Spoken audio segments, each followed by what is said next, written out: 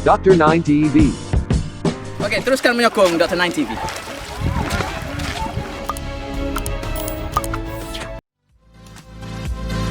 If I open up my eyes, I can see the skies. I can see the skies. Di rancangan Secangkir Kopi Senano Idea. So bersama-sama host bersama saya iaitu Dr. K. So Kita mungkin pada hari ini TS Dr. MD Baharudin bin Haji Abdul Rahman. Semestinya pelajar itu mendapat menghasilkan projek seperti bahan-bahan kejuruteraan, mesin-mesin. Sebenarnya untuk pembelajaran berasaskan projek ini dia boleh merangkumi semua. Di mana setelah mereka memahami, mereka akan dapat gunakan konsep itu dalam menghasilkan produk. Motivasinya pada peringkat awalnya meningkat, tetapi semakin berkurangan dan akhirnya mungkin tidak tercapai objektif. So, apa pandangan Logis Dr. Bahar? Okey, seperti yang dijanjikan, kita bersama kembali dengan sesi kedua bersama teknologis Dr. Bahar. So mungkin kita boleh dapat pencerahan yang lebih lanjut berkenaan apa itu project based learning dan macam mana kita boleh mengaplikasikan project based learning dalam pengajaran dan pembelajaran. Okey, silakan. Ya, dalam keadaan pertemuan kita sebelum ini Tuan Logis Bahar, perbincangan yang sangat menarik pada sesi yang pertama sebelum pada ini. So saya rasa kita akan mengulas pelbagai orang kata isu-isu yang lebih menarik lagi pada sesi yang kedua ini. So mungkin Tuan Logis Dr. Bahar boleh mulakan dulu penjelasan kita itu. Okey, betul. Okey, silakan. Okey, bismillahirrahmanirrahim. Terima kasih kepada Profesor Madya Dr. Nick dan juga Profesor Madya Teknologis Dr. Khairul Azhar. Dapat menjemput kita bersama kembali untuk slot yang kedua, pembelajaran berasaskan projek. Pastinya topik-topik ini kita meneruskan kembali apa yang telah dibicarakan pada slot yang pertama. Okey, moga dengan kita bersama kali ini kita akan dapat melihat lebih lanjut apa isi-isi yang boleh kita ketengahkan, terutama untuk melihat kepada kepentingan pembelajaran berasaskan projek itu di sudut di institusi dan juga di pihak luar daripada institusi. Membuat kerja dengan macam sebagaimana panel yang kedua tadi, iaitu Dr. K kata momentum itu amat penting, momentum. Apabila kita ingin menghasilkan sesuatu, adanya kita bertemu satu jalan yang lurus, maka pastinya kita tidak berundur. Kita terus melangkah dan akhirnya kita akan mencapai puncak tersebut. Ini yang penting. Yang keduanya mempengaruhi penyeliah. Penyeliah dan guru, pelajar akan memberi tekanan untuk mereka bergerak jauh. Pasti motivasi ini terbentuk terutama pelajar dan penyeliah sendiri lebih bermotivasi untuk memberi panduan dan gerakan ke arah pelajar itu bergerak lebih ke depan. Dan yang ketiga, pihak pendidikan itu sendiri. Pihak pendidikan kita sudah lama, bermula pada tahun 2006 lawatan ke Amerika Syarikat untuk membuat pilot. Pada 2008 pun pernah buat pilot, 2007 membuat pilot pembelajaran berasaskan projek ini oleh Badan Teknologi Pendidikan. Ini bermakna ini adalah telah dihasratkan oleh pihak Kementerian Pendidikan itu sendiri. Jadi kita sebagai pelaksana inilah masanya. Kita sebagai ejen penggerak. Yang mana hasrat itu diminta oleh pihak kementerian itu sendiri. Dan pastinya yang keempat, ia amat bersesuai di pusat pengajian teknikal dan pusat pengajian tinggi dan institusi pendidikan sama dalam menjadikan pembelajaran alaf ke-21 ini, kerana ia telah disahkan bahawa pembelajaran berasaskan ini salah satu konsep pembelajaran 21. Inilah yang kita nak. Itulah antara mengapa ditanya, jawapannya adalah jelas. Jelas di situ. Okey. Itu saja daripada saya. Terima kasih.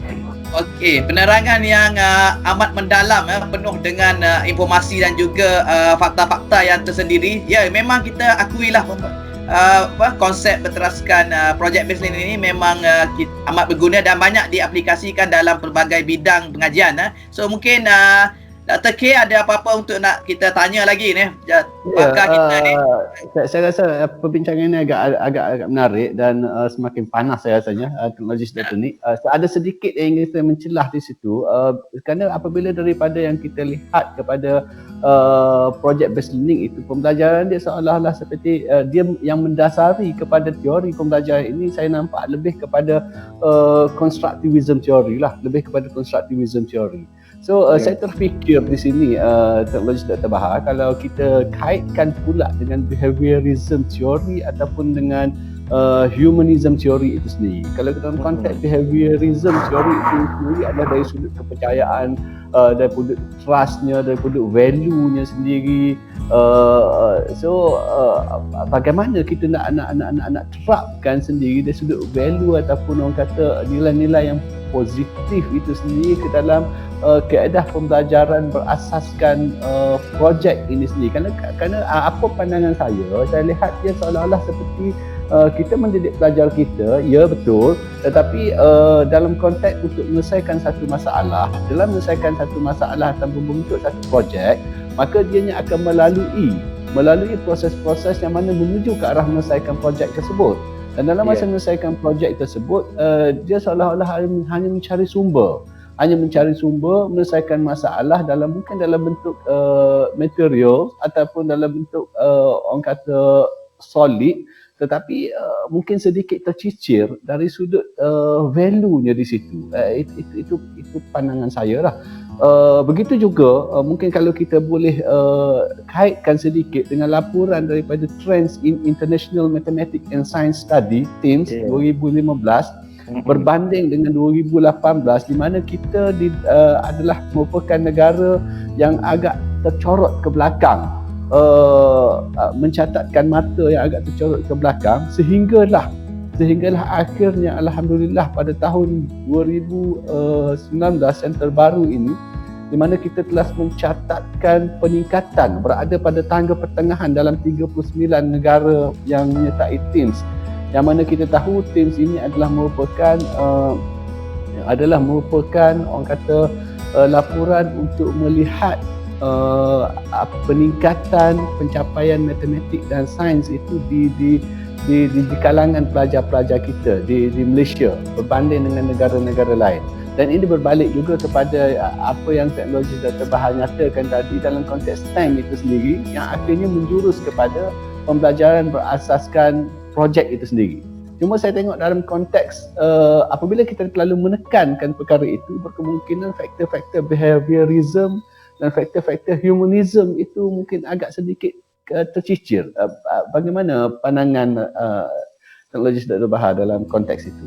Okey, terima kasih Dr. K. Saya memang bersetuju, terima kasih lah. Sebenarnya teori kepada pembelajaran berdasarkan projek ini sendiri sebenarnya berdasarkan teori konstruktivism lah, di mana teori ini menjurus kepada input, proses dan output. Bila kita lihat kepada output itu sendiri, sebenarnya pembelajaran berasaskan projek ini telah memenuhi apa yang kita tengok outcome based education, pembelajaran berasaskan outcome. Jadi pastinya ia lebih terarah, menjurus, lebih fokus.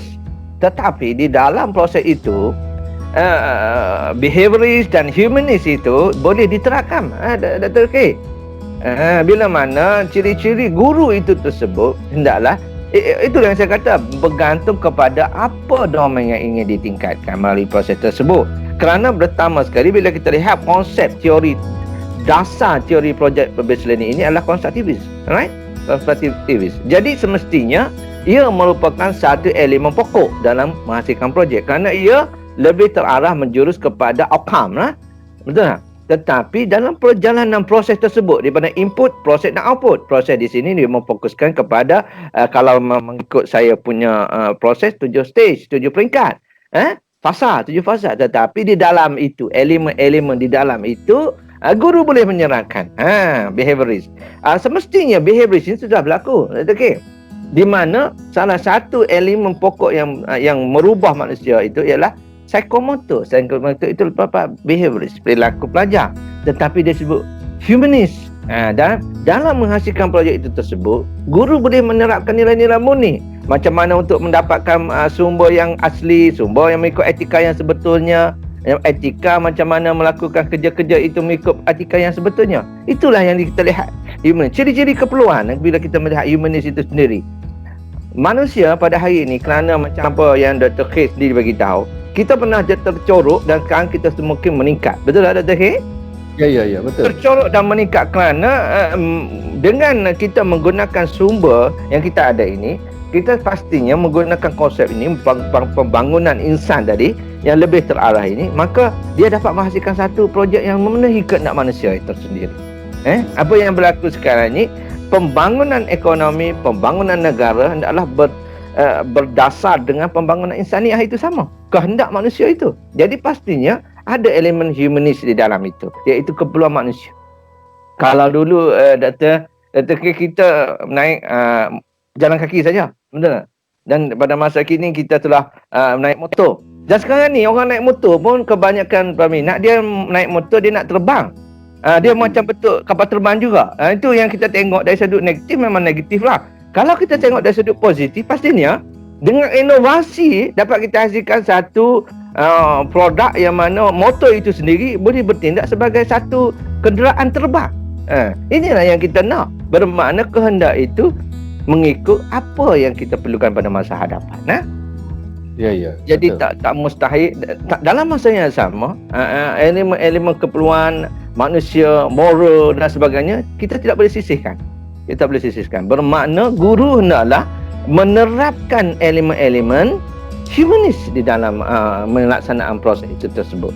Okey. Di situ juga kita perlu. Saya bersetuju dengan Dr. K. Peranan humanis tidak dapat kita keluar kerana ini merupakan dasar ketamadanan kejadian manusia itu sendiri.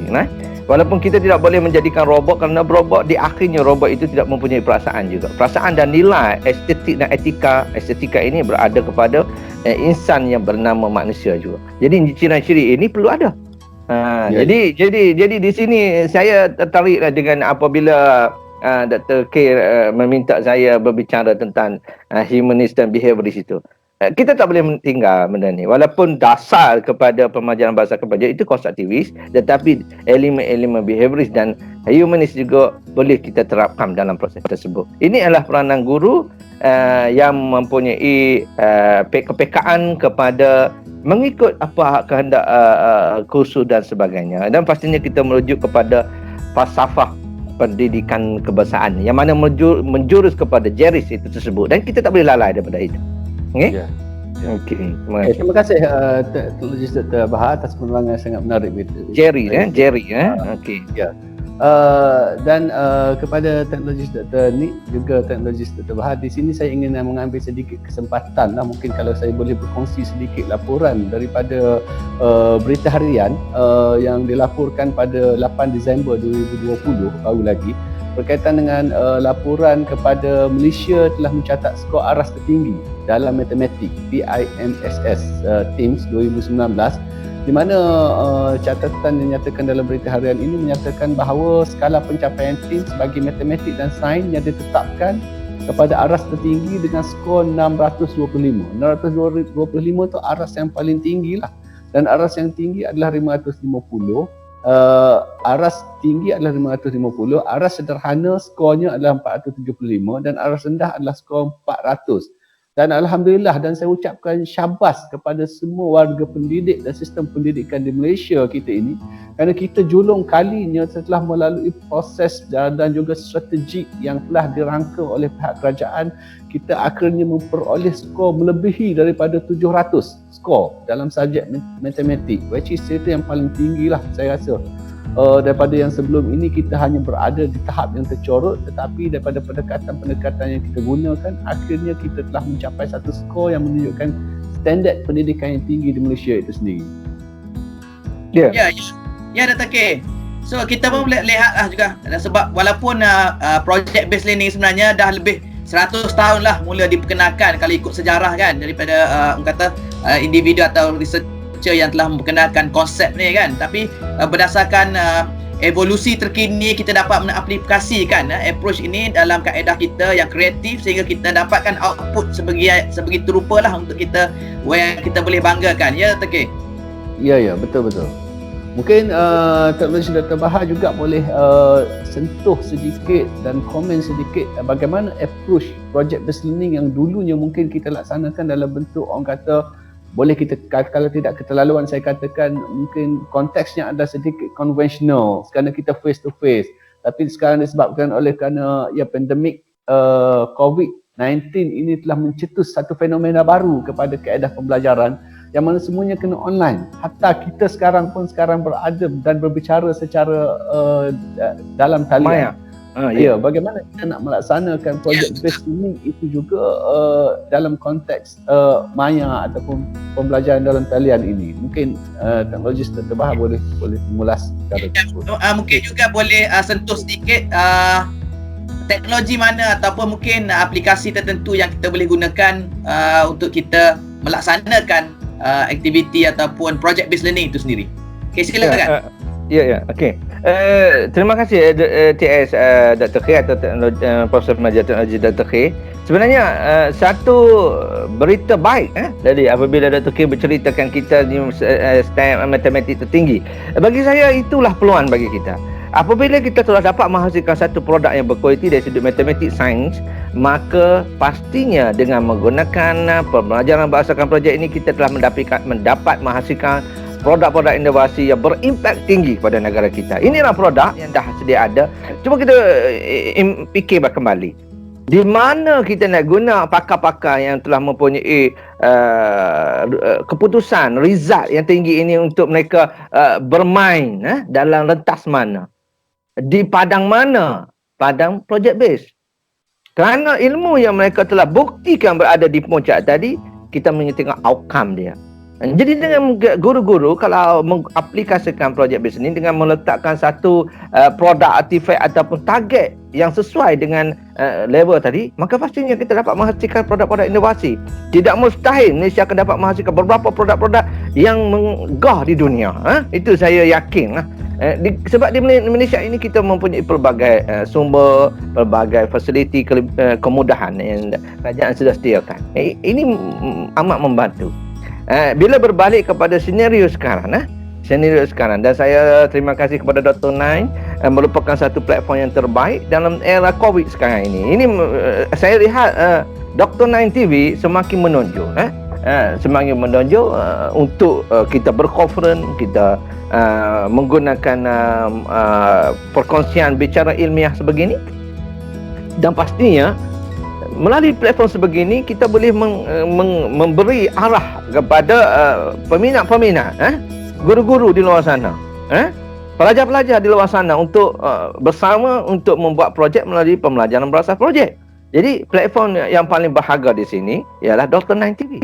Jadi bila ditanya oleh Dr. K tadi, saya sudah nampak kita sudah mencipta platform. Platform sudah wujud. Jadi marilah kita bersama-sama untuk aplikasikan project based learning melalui Dr. Nain TV.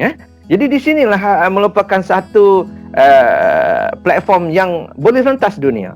Bila mana menggunakan kaedah ini, dulu saya bagi contoh Dr. Nain, saya bagi contoh bila mana saya bekerja projek sebagai jurutera projek dahulu, kita berkomunikasi menggunakan email. Ini dulu sudah ada rentas dunia. Hubungan maya sudah wujud cuma hanya melalui email. Bila mana kita melukis design daripada pihak main contractor ataupun pihak yang reka bentuk daripada contoh dilantik daripada syarikat daripada Jepun, mereka menghantar bangunan untuk fabrikator berlaku di Malaysia, dan main contractor mungkin berlaku di JER, Jurong Engineering di Singapura. Maka proses itu sudah berlaku rentas negara. Tak mustahil dengan adanya platform Dr. Nain TV ini, kita telah memulakan satu anjakan paradigma baru yang mana kita boleh mengajak semua pelajar ataupun guru-guru rentas dunia, rentas benua, rentas negara untuk kita mewujudkan satu projek ataupun produk yang berimpak tinggi melalui platform-platform sebegini. Saya rasa inilah merupakan satu platform yang terbaik. Terima kasih Dr. Nain TV. Jangan lupa jemput saya lagi untuk bersama. So, baik, terima kasih. Saya kira perbincangan kita ni semakin hangat dan mungkin menyentuh beberapa isu yang agak penting untuk kita fikirkan bersama dan cuba selesaikan ataupun kita mencari satu solusi di mana setiap perancangan ataupun pelaksanaan yang kita buat dalam apa saja pun memang ada cabaran. So kita terpaksa untuk kita mengatasi cabaran tersebut dan membuat perkhidmatan yang sebaik mungkin lah yang boleh. So cumanya saya rasa masa mencemburi kita ni sebenarnya kita mungkin nak teruskan lagi, mungkin kita boleh teruskan dari masa ke masa dalam sesi yang akan datang. So saya kira kita dah penuh padat dengan pencerahan, perbincangan dan juga mungkin ada timbul solusi di kalangan kita. Mungkin solusi dari peringkat orang kata di luar sana untuk kita sama-sama fikir macam mana kita nak membudayakan project based learning ini dengan kekangan yang ada, dengan kemajuan teknologi yang ada supaya hasilnya dapat memberi kebaikan dan juga akan dicetuskan seperti laporan tadilah yang dikongsi oleh Dr. K tadi. So mungkin kita boleh mungkin ada kata-kata akhir daripada pencerah Dr. K dulu dan seterusnya Dr. Teknologis Dr. Bahar. Ya, teknologis Dr. ni saya rasa ini sangat-sangat menarik dan mungkin untuk di masa-masa akan datang kita boleh menjemput lagi teknologis Dr. Bahar. Mungkin kita akan bercerita sedikit ataupun lebih orang kata terfokus kepada teknikal itu sendiri, bagaimana untuk kita melaksanakan ataupun merangka bagaimana untuk kita orang kata mengajar ataupun mendidik dengan menggunakan kaedah project based learning daripada yang 7 fasa yang dinyatakan tadi. Mungkin kita boleh terangkan satu persatu di masa ataupun di sesi-sesi yang seterusnya nanti. So apapun saya ucapkan jutaan terima kasih kepada teknologis Dr. Bahar atas penerangan yang sangat menarik itu tadi. Di dalam program kami iaitu program Secangkir Kopi Senano Idea, mungkin ada sedikit komen terakhir ataupun kata-kata terakhir daripada teknologis Dr. Bahar, silakan. Okay, terima kasih. Terlebih dahulu saya ucapkan terima kasih kepada pihak penaja rancangan Secangkir Kopi Senano Idea yang dikendalikan oleh pihak Kopi Nano dan menggunakan platform media Dr. Nine TV. Saya ucapkan terima kasih. Apa yang saya kongsikan ini mungkin boleh kita jadikan sebagai satu sumber ilmu baru yang dapat kita bersama-sama membangunkan pembelajaran berdasarkan projek. Saya sentiasa mengalu-alukan pengamal-pengamal PBP di negara Malaysia ini untuk terus sama kita bergerak selangkah demi selangkah dalam memastikan negara kita mencapai kemajuan yang boleh dikatakan setanding produk yang kita keluarkan di negara ini setanding dengan kehendak produk-produk di negara maju di dunia ini. Itu harapan saya. Dan terima kasih kepada Dr. Nai. Teruskan program-program ini agar kita dapat berkongsi sumber-sumber ilmu baru. Dan tahniah sekali lagi kepada pihak penganjur program Secangkir Kopi Senano Idea. Terima kasih.